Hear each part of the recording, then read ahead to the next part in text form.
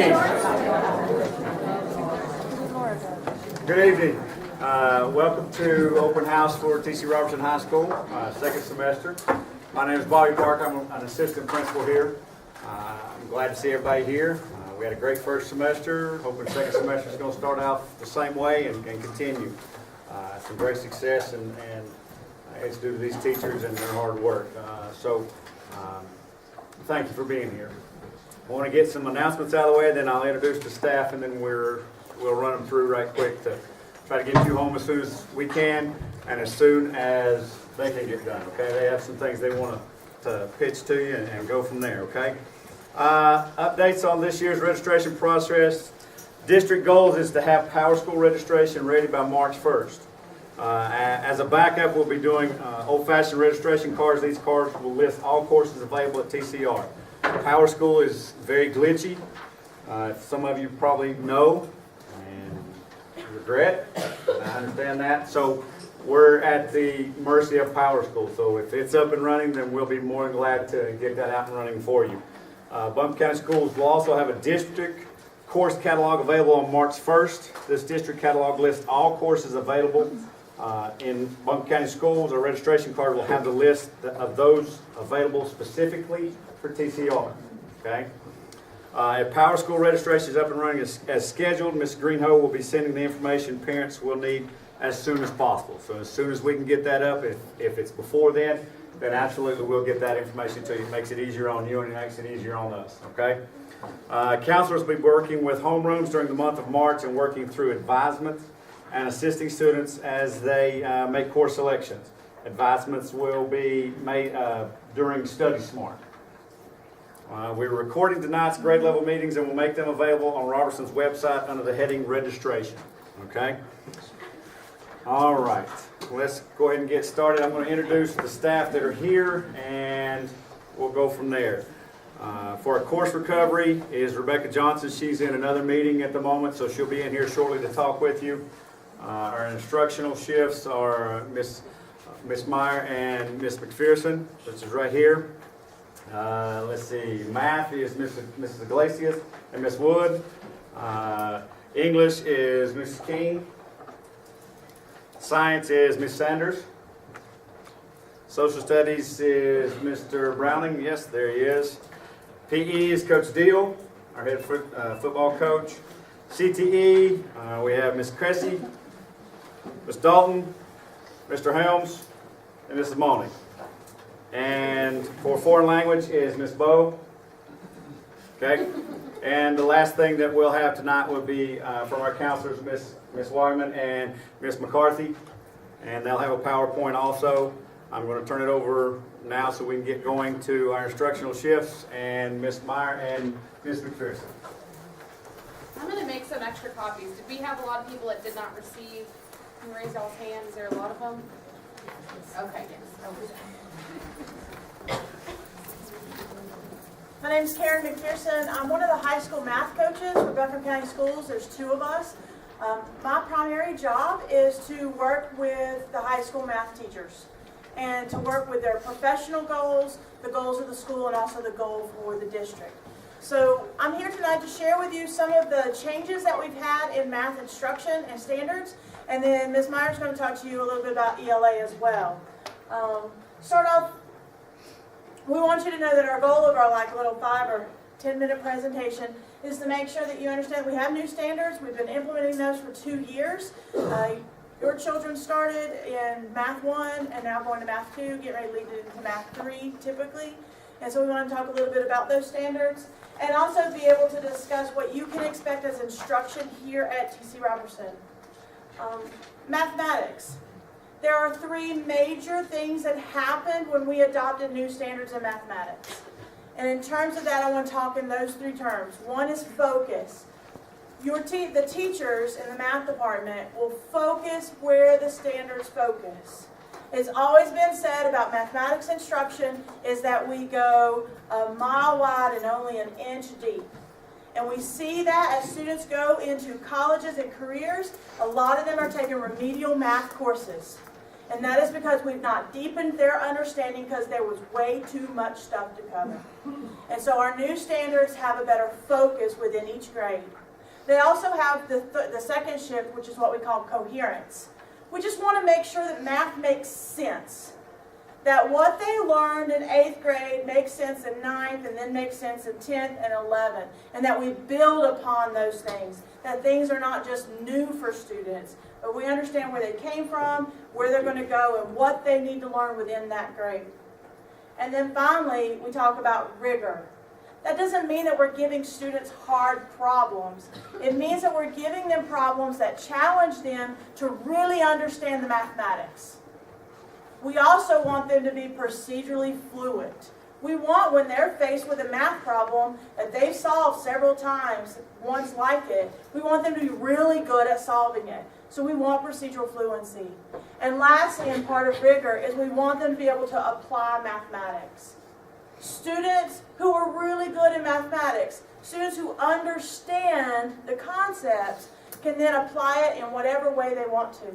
So that age-old question that you asked, when are we ever going to use this? I don't know. I don't know what career the student's going to have. I don't even know what careers are going to be offered 5 or 10 years from now. What I can say is that the mathematics that you learn through these new standards will help you do whatever career and job that you want to have. There are 8 mathematical practices that were adopted with the standards. And so what we try to do through kindergarten through 12th grade, these practices exist. And first and foremost is the make sense of problems and persevere in solving them. Students should be engaged in mathematics that requires them to do these 8 practices on a regular basis. And that's what the teachers here at TC Roberson are trying to strive to do in the math department, is to make sure they're giving students a very rich, deep understanding of mathematics so that they can be college and career ready. I'm going to let Ms. Meyer talk to you. Oh, I've still got standards, don't I? So what we have is the difference in the standards. This is an old standard. This is what we had in 2003 leading up to 2010. Is basically students had to use the trig ratios to model and solve problems. That was it. So when I talk to you about focus and coherency and rigor, we look at the new standard and it looks like it's more, but what it is really defining what students have to do. They have to understand the trig ratios, they have to be able to use them, and they have to be able to apply them, and that's what we saw in the rigor. Now it's Ms. Meyer to talk about ELA. I'm Laura Meyer, and I'm the instructional coach here at Roberson, and I work with the teachers in every content area to bring in research-based best practices and some new ideas. And you'll notice on the top here, this says instructional shifts in ELA/literacy. So the new standards aren't just for English language arts and math.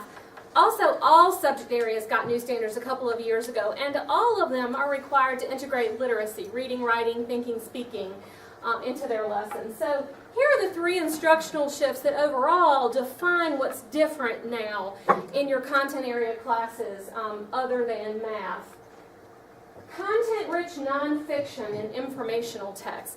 Students aren't just reading more nonfiction, they're reading more content. And the best place to do that is in the separate content areas. So the best place to read about science content is going to be in a science class, obviously. So it's important to realize that the informational texts our kids are getting are certainly not just happening in English. Literature is still going on there. The nonfiction across the board. And then all classes are asking students to gather evidence from the text. So you'll see them being asked to do that a lot. And finally, the text they are reading is very complex, more so than it used to be. And with that comes academic vocabulary, those words that the kids are going to see across content areas. I'll let you look for a second at an old ELA standard in elementary school and a new standard that's kind of parallel.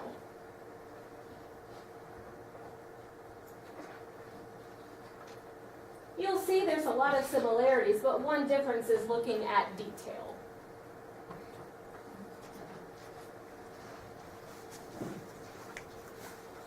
Yeah, we'll go back and forth. So we took the words from the standards to see how did they really change. As you see here on the left, the old standards, the most prevalent word that showed up was solve. Students had to solve problems. Now when we go to our new standards, we have understand, interpret, solve, and use as some of the most prevalent words. So that's been a major shift in mathematics education. And that is from just giving students problems to solve. They get really good at solving those problems. They're very procedural, and that's what students were good at doing. Now we're trying to deepen their understanding so that they can be flexible in when and how they solve those problems. We do the same thing for our ELA/literacy standards. And you'll notice that one of the biggest words that occurred the most often in the standards was comprehend. And we do need our students to comprehend that complex text, but that's at the lower level of thinking skills. If you look at the other words now in the newer standards that are large, you'll see analyze, argue, evaluate, so it goes back to that text-based instruction. I'm sorry, I'm trying to get her attention. Oh, okay. That's okay. I will point out, too, that literature is still a big part of the ELA standards. That hasn't gone away. So when you think about standards, curriculum, and instruction, those are all jargons that people in education get. But people who aren't regularly in there may confuse the three, so we want to make sure they were clear. Standards are just telling you what students have to know and be able to do. That's it. They are adopted by our State Board of Education and sent down to us by DPI. So that's what standards are. It's clearly just a list of students have got to be able to do this, this, and this. Curriculum is chosen at the district level. So schools and the county gets a choice of what textbooks they get, what resources they use from the internet.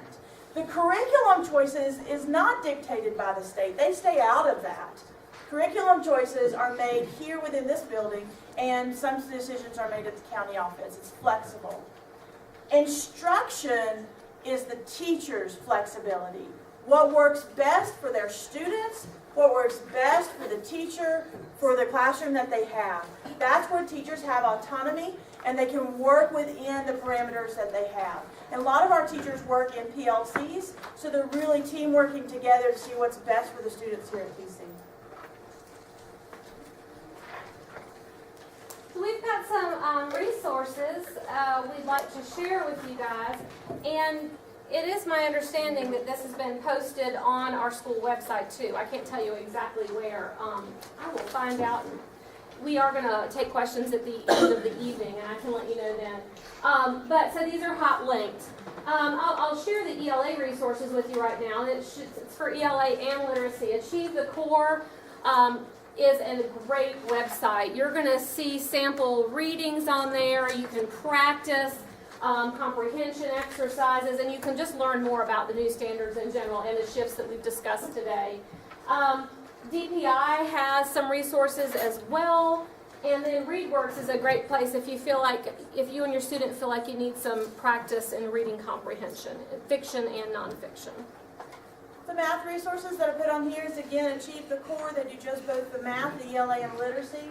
But I also put illustrative mathematics. If you're curious about a certain standard that your student is learning in their math class, you can go there and actually see an illustration of that standard. Like what sort of problem should the student be doing that understands that content. And then the last one is really just North Carolina's Department of Public Instruction, their Math Wiki. They have parent resources that are available that helps you see where can I get help to help my student. So we're leaving this presentation to go to another class meeting, but when everything is said and done, we are coming back here. So if you have specific questions that has to do with math, ELA, or literacy, Laura and I will be here to answer those at the end of the evening. Thank you.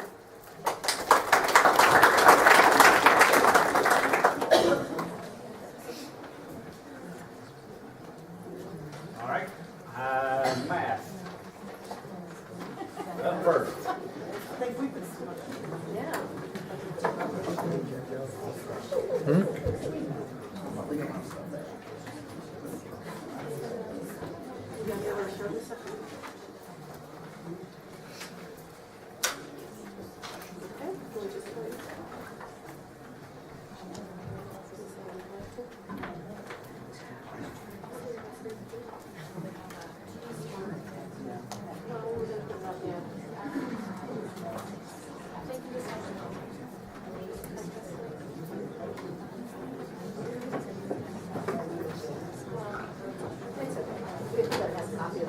everybody does.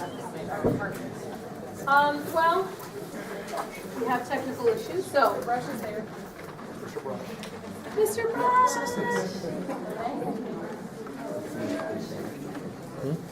Y'all Brush, just need the they're just- document now? Yeah, they're just way too many cords, and I am a klutz.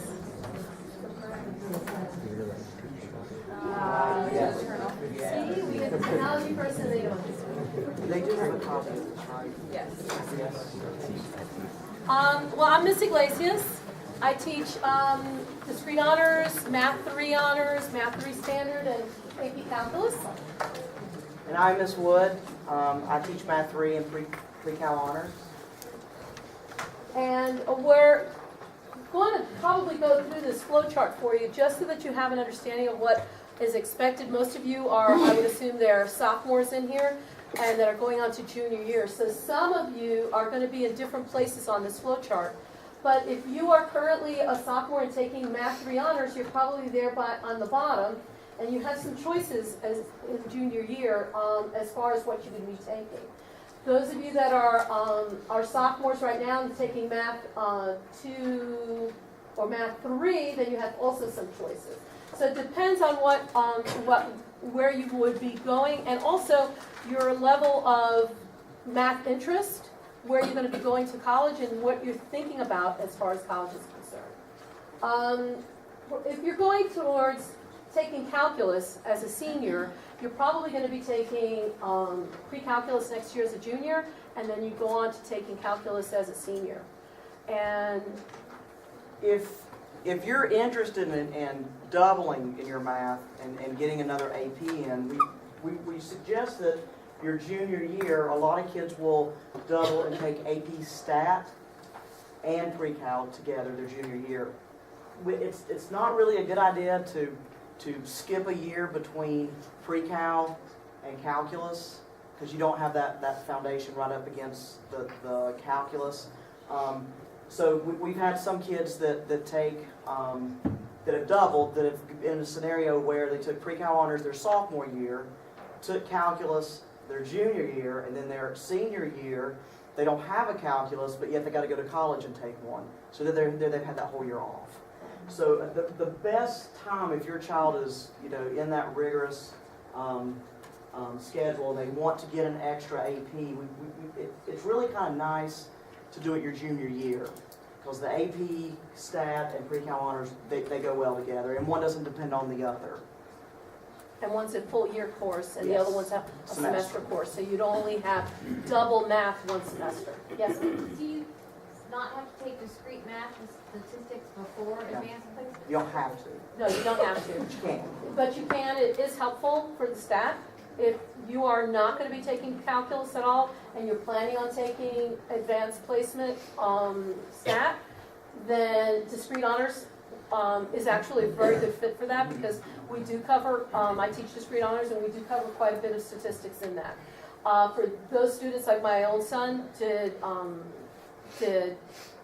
discrete honors, and then he took stat later on. So that's also an option too. Discrete honors is a good course. It's a very interesting course. It's different.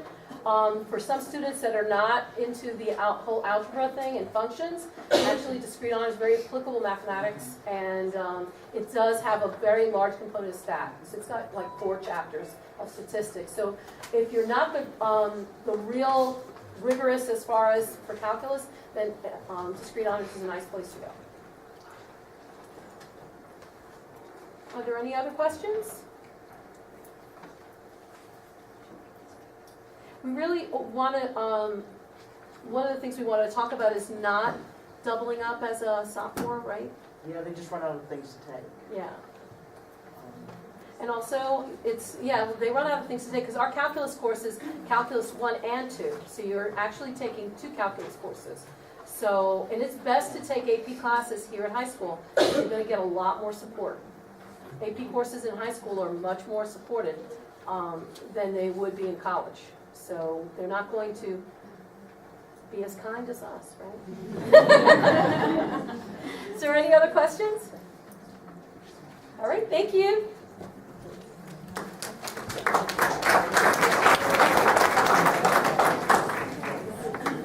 We now have 8 English?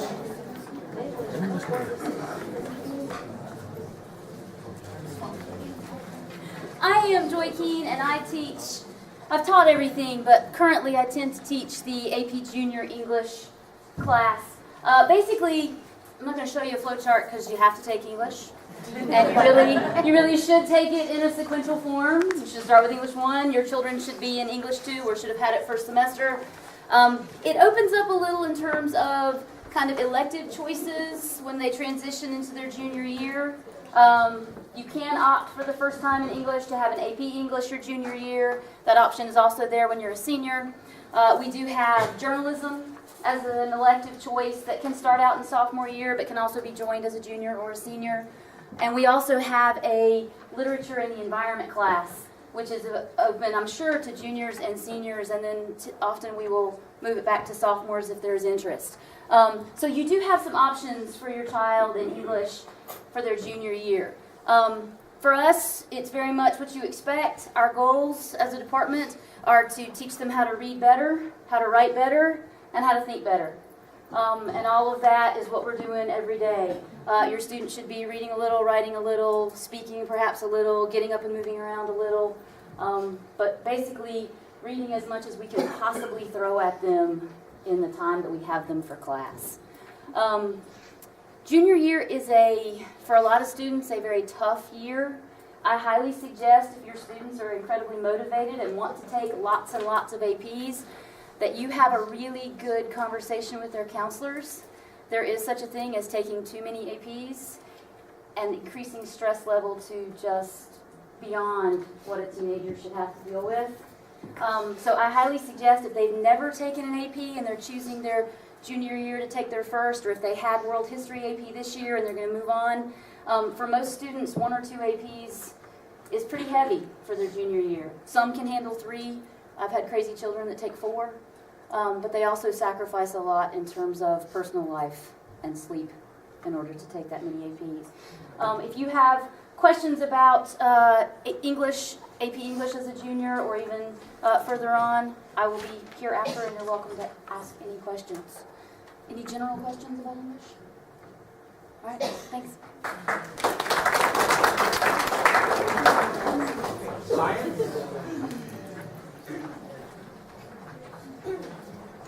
Hi, I'm Megan Sanders. I teach honors chemistry here at the school. I have a handout if anybody's interested in it. I'll leave them up here and you are welcome to come help yourself. It has several flow maps and it lists general requirements of graduating from high school with what classes you need, and your student does need, or your child does need, at least 3 science credits. You need an earth science, a chemistry, which is, well, I shouldn't say chemistry, physical science, which chemistry and physics are classified under that category, and you also need a biology. So with a rising junior, your child is probably going to either take chemistry next year or maybe go on and take physics or an AP class. Our recommendation for your student is go broad first before they go deep with the APs. Make sure that you have covered all of your basics. You do have the earth, you do have a biology, you do have chemistry, you do have a physics class before you take the APs, just for the reason of when they get to college, the kids that they are competing against will more than likely have had a broad selection of science classes. So once you've got those in, take a step back, maybe think about which of those sciences your child really enjoyed, and I really can't stress that enough. Make sure they enjoyed that chemistry class. Make sure they enjoyed that biology class before they enroll in that AP class, because they are heavy-duty classes, and like the ladies earlier said, your child will get that support, but they are tough. And they're college-level classes, so they are meant to be tough. Let's see, what else can we say? If you have other children that are sort of younger, moving up the ladder, we also are hoping to make the recommendation of the doubling up with either your freshman year with biology in earth science or your sophomore year with chemistry and biology is getting a little out of hand. Our classes are rather large, and so we're having to reduce numbers, which it's a tough thing. So definitely talk to your child. Talk to their counselor and see what their fit is. Are they planning to take multiple APs where they need to double up early on? Or are they not as much of a science kid and they can spread those out over 3 years? So I think it's a personal need, it's family by family, but something to consider for your child that's going into their junior class now, but also if you have younger ones, just to help them out. And like Mrs. Keene said, that junior year can be a doozy if they have got doubled up on certain sciences and multiple APs. So think of their needs as well. Yes. So are there any general questions about the sciences? Yes, sir. Are the physics calculus-based? The APs are, yes. So you have a choice of taking a standard physics, which is algebra, as is the honors physics, and then a more calculus-based. And they can take any of those throughout their year. And you don't need any honors physics to take an AP physics. Other questions? Yeah, thank you. And I'll leave these here if anybody would like those.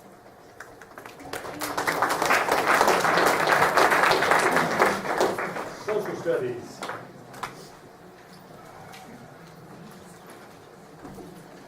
My name is Bob Browning. I teach AP United States History here at TC.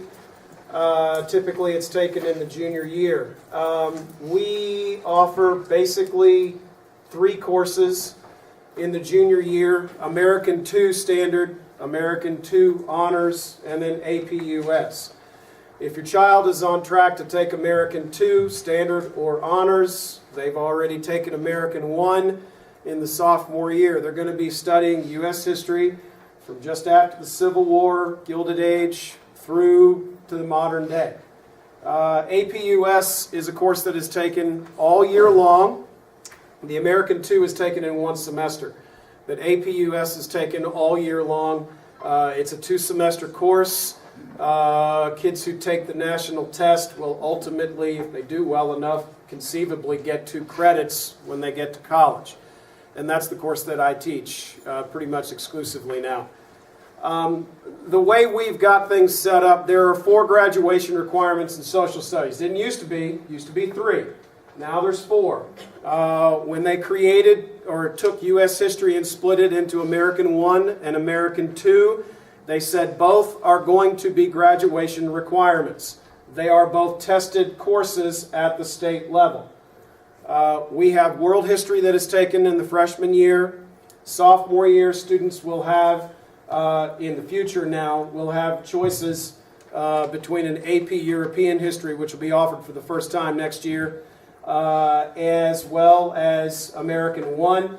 Junior year, they're going to take the American 2 or my course, the AP US course. In the senior year, you'll have civics and or as well as a choice of multiple APs, including psychology, AP US government, and we're still going to continue to offer the AP World course on our catalog, and if we have enough people sign up in any of those courses, then obviously they'll make, and we'll do whatever we can to make sure that we provide them.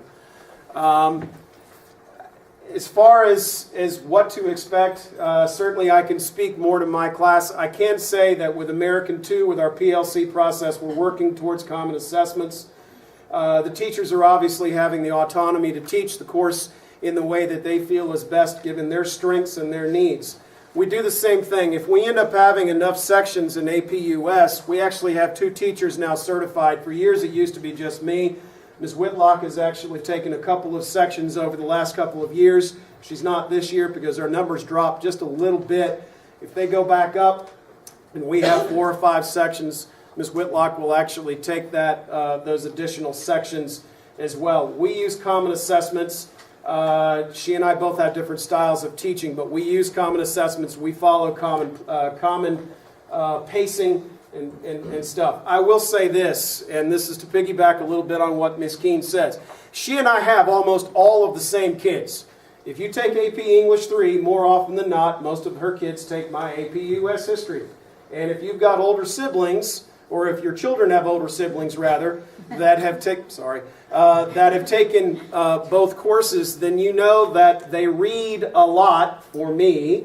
They read a lot for her. And that's a very normal, very typical schedule for a lot of our high-powered students. But again, there's an awful lot of late nights, and there's an awful lot of times when I'm sitting in my room with kids trying to figure out how to teach them how to best manage their time. And that's really the biggest struggle when they're thinking about doing that. The good thing is that they learn a lot of those struggles now in a safer environment in high school rather than trying to figure them out as freshmen in college. And so by the time they get to be freshmen in college, they're like, I got this. This is not that bad. And so we do try to make sure across all of our disciplines that we're actually not just teaching them the content, but we're trying to teach them some skills to help them be successful once they get on to college. Because the reality of it is if your child is taking an AP class, they're probably planning on going to college. So our job is not just to teach our content, but it's also to prepare them for that next stage. I will be around. I will do my best to answer the questions about the rest of the content in our department. If you have specific questions about AP, I certainly can help you with that. And we'll go from there. Thanks.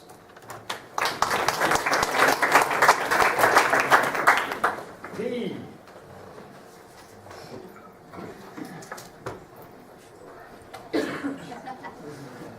That's right. Mine will be much shorter than that one. I'm sorry. We in the P department we have weight training that's going to be offered for most of the people that are in this bracket, I guess, for rising juniors. So we'll have weight training for athletes, or for football will be with the males with me. You'll have to get signed off for that. Obviously, it's a pretty rigorous course. We make sure that we go in and do all the things necessary for us to be successful in football. We do 3 days on, 2 days off, 3 days of lifting, 1 day of conditioning, and 1 day of competition. Our girls also have weight training, and that's with Coach Morgan, and he'll make sure that he signs off for the females that are athletes. Another very rigorous course. Those girls work very hard. Most things are on the whistle in there also.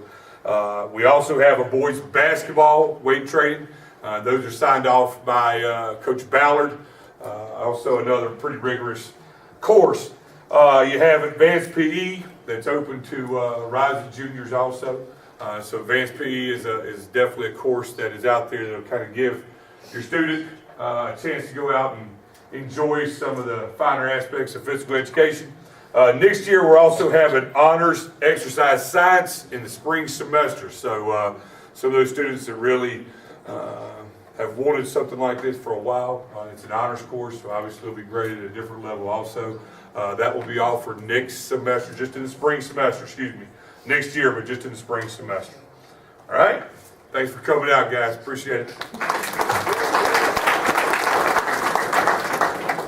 We're going to break up our CTA programs up in 2 different sections. Ms. Cresci and Ms. Dalton are first.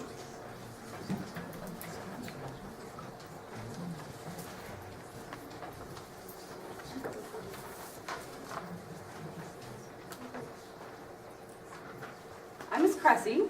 I'm here to tell you a little bit about some of the business courses we have. So we have courses such as, well, we have personal finance and then entrepreneurship. Both of them teach you a lot of business skills. In terms of personal finance, there's really nothing in there that the students can't use. You're going to need to figure out how to manage money throughout your life, and certainly a lot of practical application to that course. We have the Microsoft Academy classes, which are actually 2 classes. Microsoft A is Word and PowerPoint, and Microsoft B is Excel and Access, both of which offer certifications, so you can test out their industry standard certifications, so that's stuff that can go on a resume or job application. Multimedia is another course. It's multimedia webpage design, where kids learn.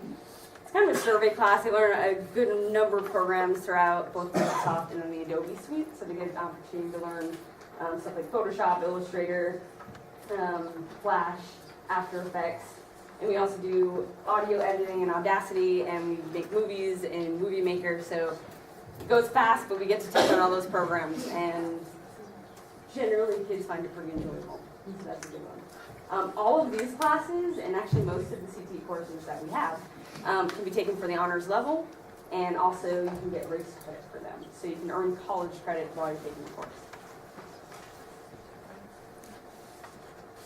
All right, I'm Ms. Dalton and I teach marketing, so I'll touch on mine first. I teach Marketing 1, which is going to be fundamentals of marketing. You do have the potential to earn honors credit in both marketing classes as well. And race credit, I don't know if you're familiar with race. Anyone familiar with race credit? No? Okay. It's regional articulation in career education. So it does articulate at the community college level, and some of you may be thinking, my kids aren't going to go to community college, but even if you take a course over the summer at AB Tech, you're at a university and you come back to AB Tech, that will be on your transcript and it will articulate to a university. So keep that in mind. In marketing, we do fun projects, make commercials, develop new products, create promotions. The students really like it because they can look into their favorite products and their loyalty to certain brands. In sports and entertainment, you use interest in sports and entertainment, so not just sports, but concerts, movies, festivals to learn how to promote these events. Students can use their favorite teams, artists, celebrities to investigate these marketing practices. And I'm also here on behalf of health science. So there are 4 classes for health science. Biomedical Technology 1, Biomedical Technology 2, Health Science 1, and Health Science 2. And nursing fundamentals as well. And nursing fundamentals, yes. Okay, so in the health science, when you are into Health Science 2, you can become CPR certified. You can also get your CNA 1. And okay, I think you can also take these honors as well. Does anyone have any questions for us?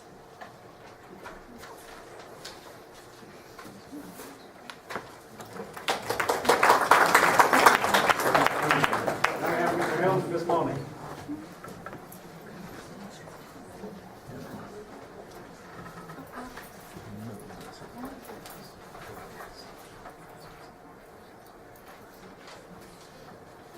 Should have paid attention when I was back there. I'm Mr. Helms. I teach drafting here at TC Roberson. I get to speak to you a little bit this evening about our Ag and Horse program, taught by Mr. Banks. It allows students to get practical knowledge in day-to-day greenhouse operations.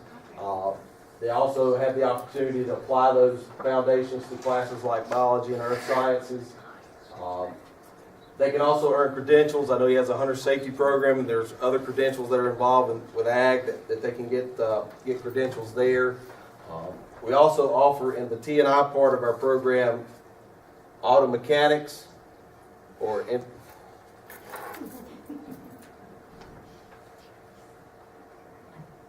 automotive and automotive services. It's taught by Mr. Morris Scott. Kids get a great opportunity to learn the fundamentals of automotive servicing there, specializing in brakes and electrical. They also get the opportunity to do some internships. They work closely with local dealerships and have opportunities to work and get involved with those things there that allow them to put some practical experience into play.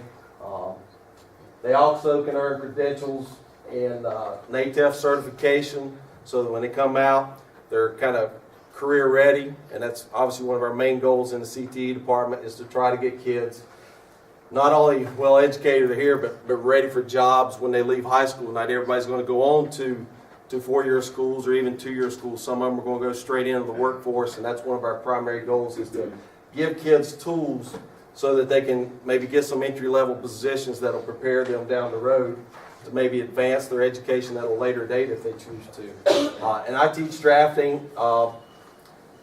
We basically learn them in drafting 1 or teach them up how to basically do manual drawings, a little bit with board techniques, T-squares, triangles, protractors, the old school stuff. They've kind of phased that out of our curriculum, and it's more primarily AutoCAD based. So they get the opportunity to learn the latest software in AutoCAD. We're very privileged in our county and our schools to be able to have the latest software programs from AutoCAD 2015, so they're learning with the most recently available software that they could use. We also teach them a little bit about 3D modeling and design and manufacturing. And also in my level 2 class, we teach them basic principles of house design, from floor plans, 3 bedrooms, 2 baths, kitchens, dining, all the things that go into creating a house plan. And they're not going to be architects when they come out of that class, but they'll have a greater understanding of what goes into the process of designing a house literally from the ground up, from the foundation to the floors to the walls to the roof and everything. And I also teach metals manufacturing. It's a fairly new program that we've just started in the last couple of years. In that program, we're teaching them how to run mills, lathes, basic shop safety, do's and don'ts of high-powered equipment, and how to handle that type of equipment, how to utilize those kinds of things. And like we said, we have the opportunity to impact kids and give them the opportunity to give them some job-ready skills, and encourage your kids when they have some elective opportunities to work us into their schedule. And it can definitely get their feet wet and give them a chance to see what it's going to be like to take, auto mechanics. Everybody ought to know how to change a tire or check the oil or simple basic things like that. How to apply some sketching and drafting principles along the way in life. Those can come extremely handy for them. So if you have any questions, we'll be glad to answer them later. Good evening. I'm Mary Monty, and I teach family and consumer science here. I had to make myself a few notes because we actually here at Roberson have 10 family and consumer science classes. The classes are Foods 1, Foods 2 Enterprise, Foods 2 Technology, Parenting and Child Development, Early Childhood 1, Early Childhood 2, Apparel and Textile Production 1, and a level 2 of that class, Interior Design 1 and Interior Design 2. More specifically, I teach Parenting and Child Development and Interior Design 1 and 2. If your teen actually knows what they would like to do in life as far as maybe a housing type, a foods type, a textile type, or a children type career, then they actually need to be taking a family consumer science class. One thing that Miss Amber Lee Dalton didn't touch on as far as the race credit, they do have to be enrolled in AB Tech to get the race credit, and they do have to make a 93 or higher on the CTE post-assessment at the end of the school semester and earn a B in the class in order to get that race credit. Like they all have said, you can earn honors. All of our CTE classes can be honors credit. As far as Foods 1 is concerned, safety and sanitation, food preparation, etiquette, which has kind of gone by the wayside, selecting helpful food is taught in that. Foods 2 Enterprise is more about foodborne illness and safe facilities, pest management, and you can take that as you wish. Sanitation, Food Enterprise, and there's actually skills on food prep of yeast breads, cakes, and frostings and fillings. Foods 2 Technology is more science-oriented, where they talk about food additives and substitutes and microorganisms. As far as parenting and child development, we do talk about labor and delivery in that class, but more importantly, we talk about parenthood decisions. So I am trying to teach them not to have a child as a teenager. We do talk about physical, intellectual, and emotional and social development of children from infant to 6. In early childhood 1 and 2, they are actually learning, basically for level 2 is about having a daycare themselves. They do learn about the development of birth to age 12 in early childhood 1. They actually do have to have enough time in their schedule to take 2 blocks. They would take the early childhood 1 class and then intern in our on-site daycare. They do have to be 16 to take that class, and yes, they will get a shot to take that class. And that scares a lot of kids off. Hopefully, not too many though. And then they go on to Early Childhood 2, which managing early childhood programs. In Apparel 1 and 2, in 1 they learn about basic clothing construction, consumer decisions, textiles, historical perspectives, etc., etc. In Level 2, they are actually talking about and doing advanced clothing and housing apparel development skills. And then in Interior Design 1, we do housing options. They actually learn a little bit about buying and renting a place to live. Design fundamentals, background furnishings, construction and design. And lastly, Interior Design 2, we talk about more of the entrepreneurship of residential and non-residential design. And I think I've covered them all.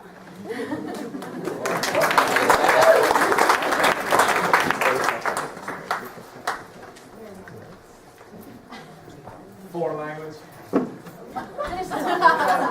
Finish this off. Okay, buenas noches. I thought I was coming here and I was told I did not have to speak in front of everybody, that I just had to answer questions if there were any. So this is just, we offer 3 foreign languages here: Latin, Spanish, and Chinese. Spanish goes 1, 2, 3, 4, and AP when there are enough students that sign up for that. 3 and 4 are both APs. Both honors, sorry. Latin has 1, 2, 3, and 4. And Chinese has 1 and 2 so far, and I think there might be 1, 3 being offered. Once again, it depends on the number of students. We have a very strong foreign language department. Students who are going on to college have to have a minimum of 2 semesters of a foreign language. If they want to go to a more rigorous university, that 3rd foreign language honors is a very good thing to take with all the competition that is out there. I really don't have anything else to share with you. If you have any questions. No questions? Thank you so much.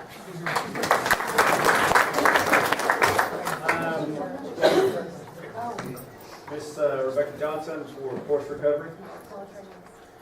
College ready. College ready. We'll talk a little bit. All right, I'm going to try to switch this up. Can we switch this over to the computer? Yeah. I have a video to show. So, is it okay?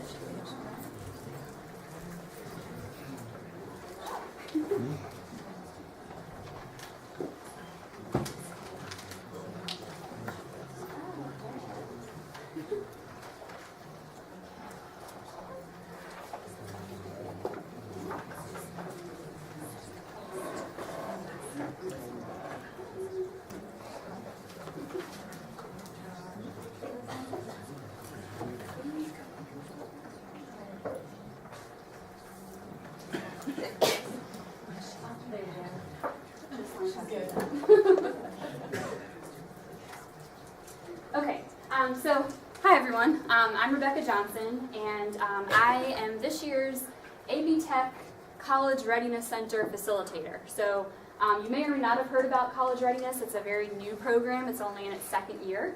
But it is a great opportunity for your students to kind of get a leg up on college.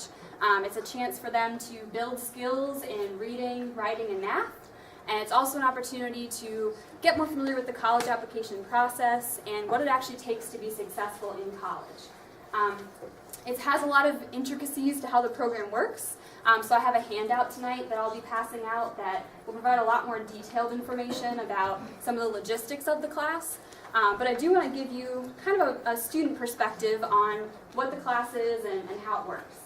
This is a video that was created last year through AB Tech that just interviews some students and provides some of their insights on why they found the class valuable. So I'm going to play this for you all so you can get a sense for what the class is. And then, like I said, I'll have available a handout that gives you a lot more details. But this should give you some information to get you started.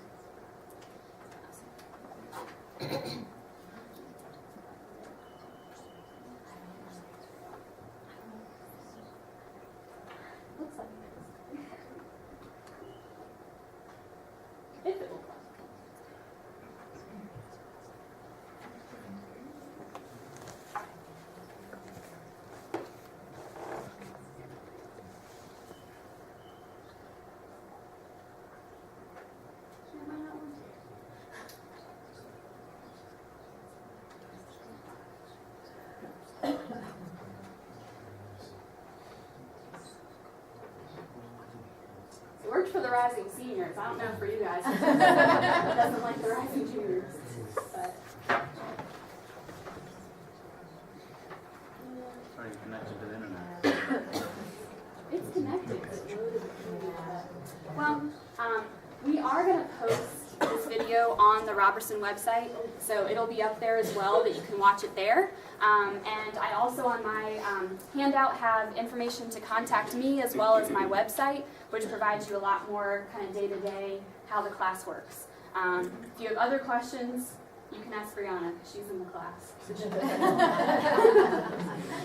But that kind of gives you the brief overview. Like I said, there'll be more information available in the handout that answers a lot of the questions that people tend to have about how the class works. So, thank you. And last but not least, Ms. Wagaman and Ms. McCarthy, our counselors. All right, we're going to try to go through this super speed. I know you guys are hungry.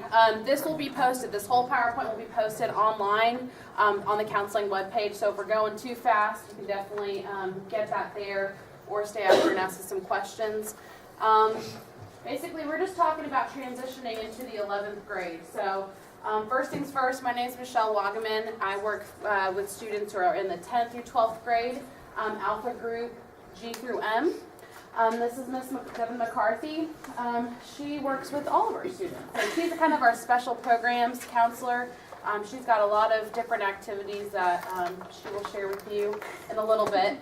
We also have two other counselors that work with 10th through 12th grade. Ms. Eldridge, Michelle Eldridge, she is Alpha Group A through F. And Ms. Melanie Parham, who is Alpha Group N through Z. So we've got a lot of help in the counseling office. Some of you guys probably worked with Ms. Anderson, who's our freshman counselor. She's definitely available for any questions as well. We have a social worker. Her name is Allie Hostetter, just as an extra resource. And we also have, who else do we have on here? Ms. Castello. She's our graduation initiative. She works with a couple of, graduation initiative liaison. She works with a lot of our students. She works with a couple of different schools, so she's kind of in and out, but she's also a valuable resource. And then we have Miss Mendez, who is new to us. She's our secretary in the counseling office, and she's the person to go to for a lot of things, but she can definitely get transcripts is what she does a lot of. So if you're looking for transcripts for any summer programs or when you're a senior to send to some colleges, you would go through her. A lot of questions that we have with transcripts are about ordering them. If you are going out of state, for right now, they have to be paper, so you would order them and they're $3 each.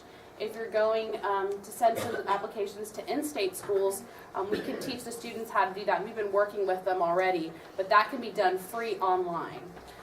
So just kind of a heads up for the next coming years. That's the counseling department. Registration. Mr. Parker touched a little bit on this. In March, I think March 1st is kind of when the registration period opens. Your students will be receiving materials, and we definitely recommend that they talk to their teachers that they currently have about what is the next course that they should take, especially with the math and the sciences. Well, any subject really. They have really good advice and can kind of guide your students the right way on what to take. We typically do a registration card. We do a paper because we typically have technological difficulties, so having a good backup is very handy. There are a couple of classes that need a contract or an application. Some you have to audition for, so that would be done before they are put into the class. Another thing we do like to recommend is have your students research these classes, and it's great that you guys are here. A lot of the students that we see at the beginning of the semester say, well, I didn't know this class was about this, and so it makes it a little difficult those first weeks with the schedule changes. So if your students have questions, I would have them ask their teachers now. It saves them a lot of stress, saves us a lot of stress. So that's a little word of advice. Most of the teachers talked about this. You need 4 Englishes to graduate. 4 maths, 1, 2, 3, and then you have an option for the 4th math course. We have a couple of different options. You need the health and PE, which most of your students have had their freshman year. sciences, the earth, biology, and the third science is a physical science. So it could be the actual physical science course, chemistry, or physics.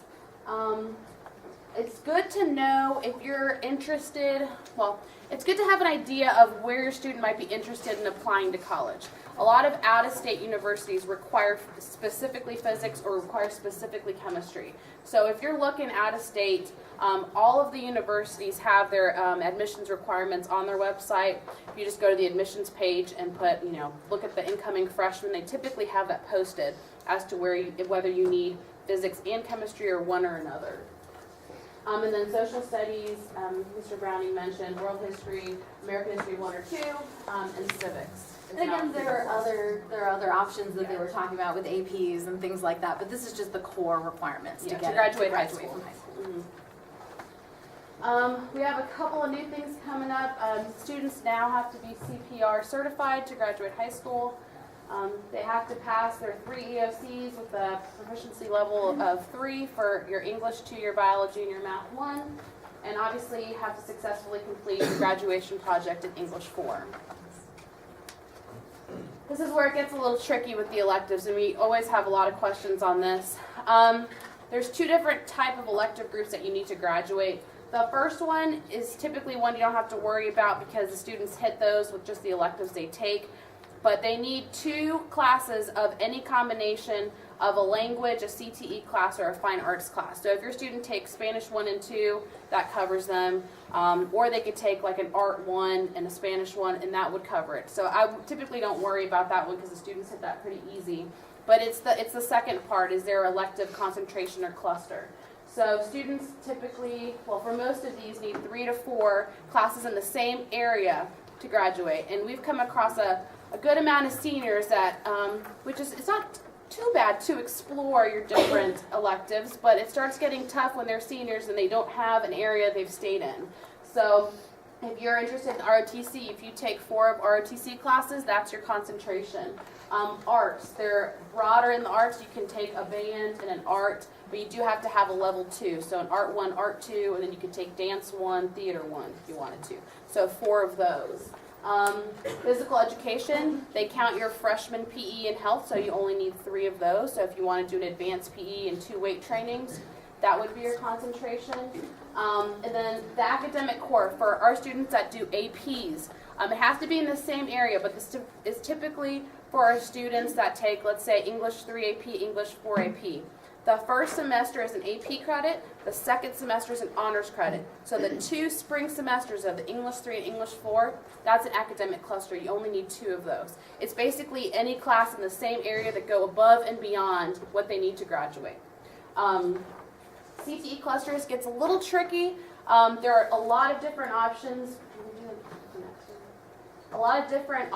That they can take. These are the different areas, but they are very specific as to what makes a cluster. So you can't take Microsoft Word and then drafting and parenting, and that's a cluster. There are very specific ones. So if your students tend to kind of go towards a CTE class, make sure they're talking to their teachers or their counselors to make sure that they're making the cluster that they need to graduate. All of these were, talked about by the CTE group. We also have different types of options for electives. If there are some classes that we don't offer, we have options to do it online. We have a distance learning classroom where students, a lot of different types of students are in there. Course recovery students, students taking classes that we don't offer here, and students taking classes at AV Tech. So, for example, the high school credit classes, we don't offer a psychology honors, for example. So if a student's interested in that, they can take that online. We have a couple of students that are interested in a language that we do not offer, whether it be French, German, Russian. I have a student taking Chinese 4 AP right now, or Japanese. Oh, Japanese is offered. So there's a lot of different options if we do not offer that course here. I would have your students see a counselor, and maybe we can find something. There's an anatomy class online. So just have your student talk to your counselor, see what options are out there for those classes. Also, AV Tech classes. AV Tech's got a handful of classes that they do online. The students have to come to school here and take it here. But it's a psychology class online, sociology, there's a history, what else is there? CIS class. I mean, there's a couple of different options that they can take, and they will get college credit for that class. Off-campus electives, some students just can't do the online thing, and that's okay. AB Tech works with us, and they have some classes that fit into our Roberson schedule that they can go. I mean, you need transportation, so they have to be able to drive, but you go to AB Tech, and it's a face-to-face class. So most of our students will take it as a fourth period, so they'll take third period, it'll be done at 1:30, and then their next class, maybe their AB Tech class starts at 2. So they'll leave here and then drive to AB Tech. That's usually how it works. We've also seen, I think, a couple of first period classes, but it's pretty hard to get an early class at AB Tech and then drive here to try to make your second period. So typically it has to be at a certain time of the day to fit into our schedule.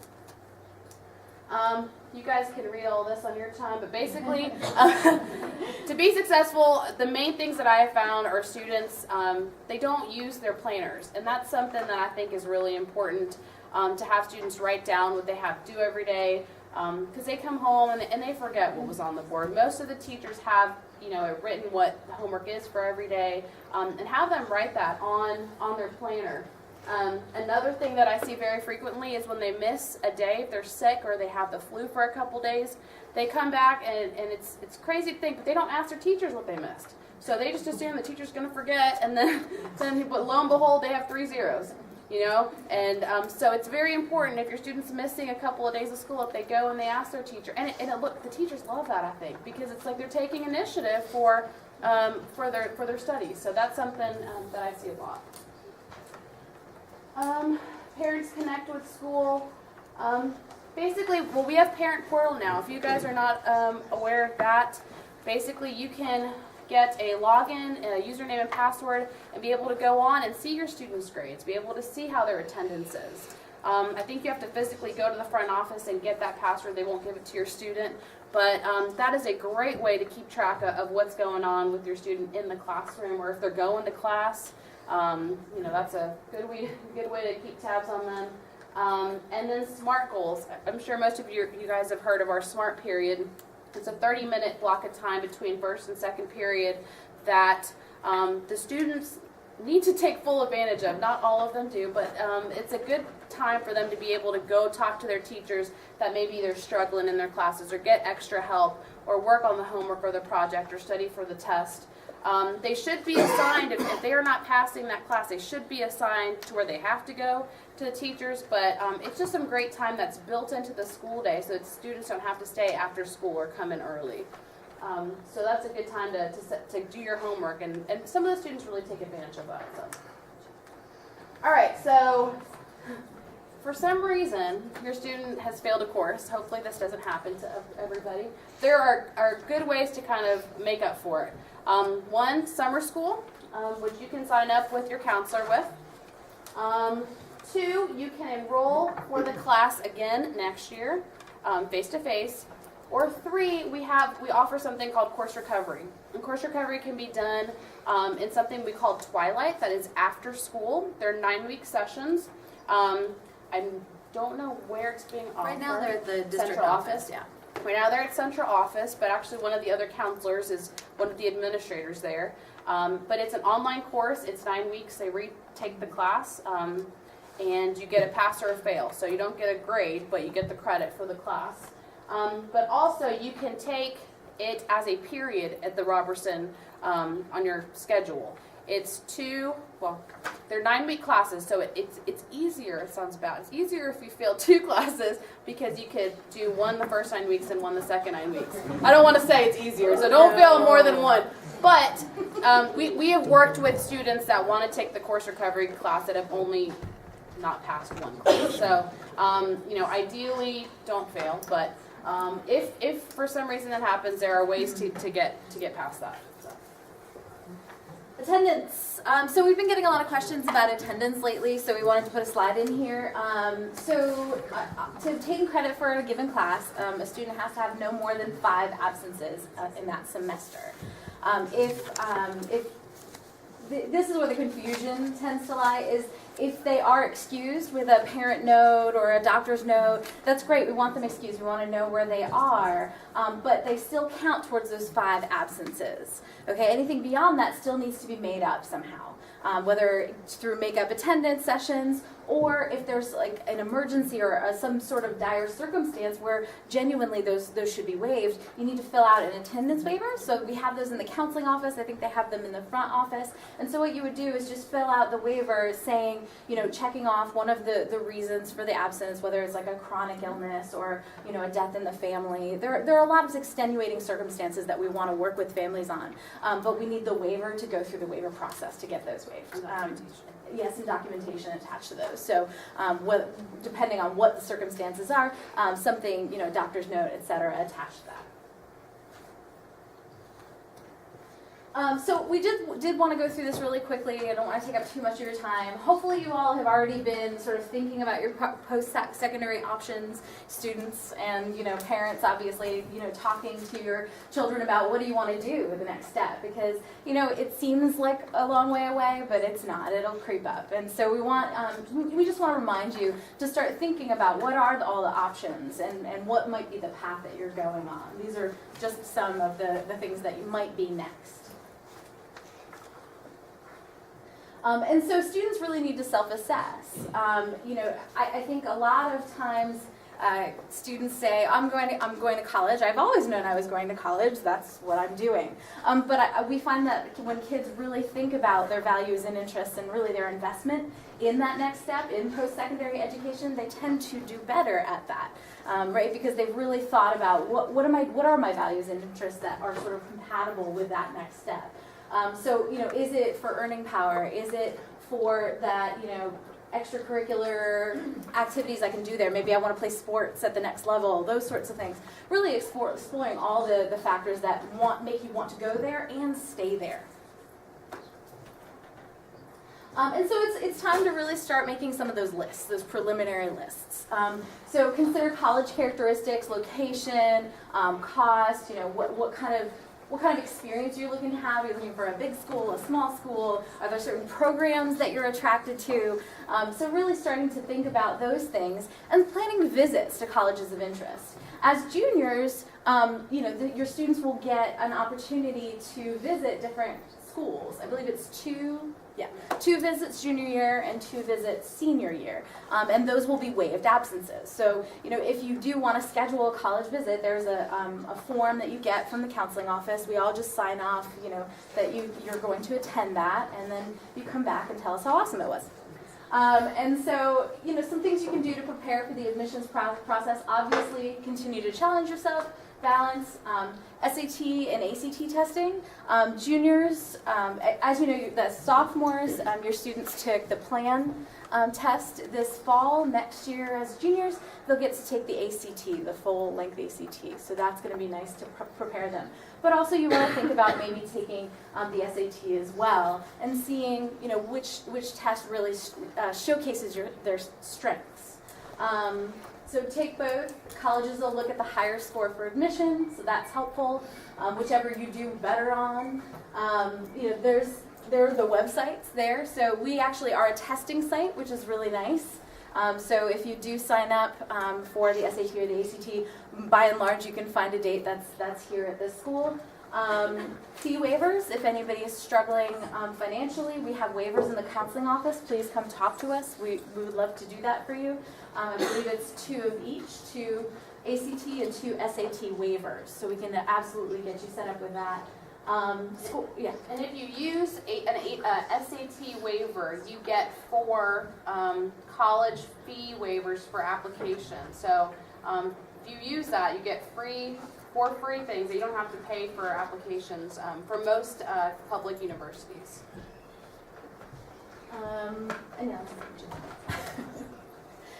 So also start making a personal resume. Anybody here that has written a resume knows it's way easier to do it while you're doing the things you're doing than trying to remember afterwards. So start trying to build that resume as you're doing more things and really, make copies. You can put academics, athletics, work, community things. And those are really going to be helpful for your counselors too, if we need to write letters of recommendation and to know all these awesome stuff that you've done that we can put in that. So that's really helpful to put that picture of yourself. Extracurriculars, don't underestimate them. That they're not just for fun. They show leadership, they show passion and interests.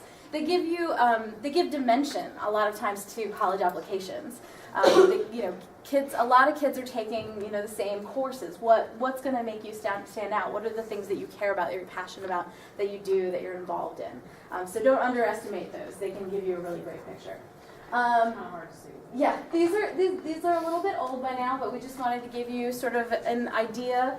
Not all of the colleges are sort of equal, so that's also sort of important to keep in mind in terms of what are the application and acceptance rates of different schools, and so be reasonable about your expectations. As most of the schools in North Carolina, as you can see, have about a 50% acceptance rate, some higher, some lower. Obviously Chapel Hill is quite a bit lower. So that's going to be the hardest get in this bunch. So just keep those things in mind as you go forward. Okay.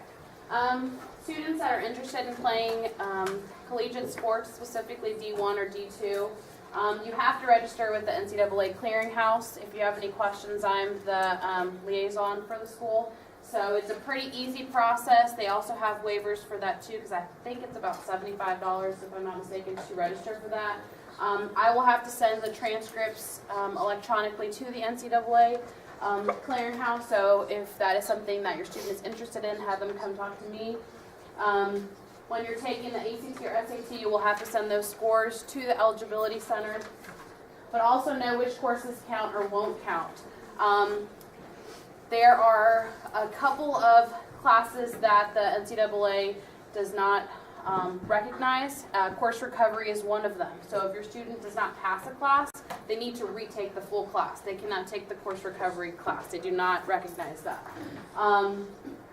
Most of the GPA, the GPA that's calculated for that is your core academic classes. So the elective courses, the art classes, CTA, that doesn't go into the GPA that they look at.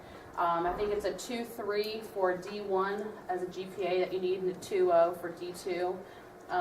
In the core classes. So the NCAA website is very helpful. They've got a lot of great information. But if your student's interested in that, just have them come talk to me. We're almost done. 2 more slides. One more slide. So these are just a bunch of websites that we find really helpful as mostly going forward in the college process. Again, we're going to post this on the counseling website, so you'll have access to this, so you don't need to be writing furiously. So these are all down there, and notice that last one is TCR Counseling. We do post quite a few things on the news and events page. That is linked through Twitter and Facebook, so if you connect with us that way, you'll sort of automatically get a lot of our updates about things that are going on with summer programs, special programs. UNC often has pre-college programs that we'll post information about. Things of that ilk, and just general events about scholarships, upcoming deadlines, etc. Those sorts of things. So I think the last I think one. that's it. Yeah, if you have any questions, feel free to email us or stay back for a little bit. We'd be happy to answer some questions. Sorry we took about 15 minutes longer, but we appreciate you guys staying. And we look forward to meeting you and your students. Thank you. Thanks for coming out. Teachers over here if you have any questions. Thank you.